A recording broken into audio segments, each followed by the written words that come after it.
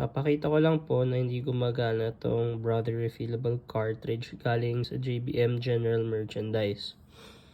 Ito yung mga kagamitan. Tapos ito po yung sa refill. Ayan, nalagay na po natin lahat. Wala namang issue yan.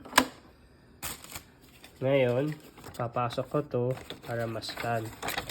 Para patunay na hindi nga talaga gumagana.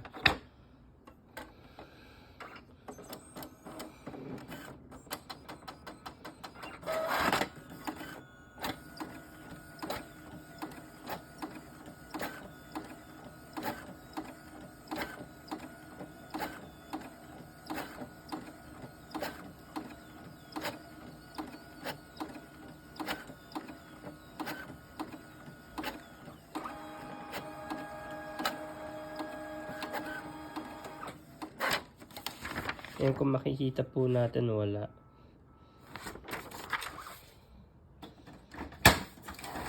Kita naman ito dapat yung na-print, diba?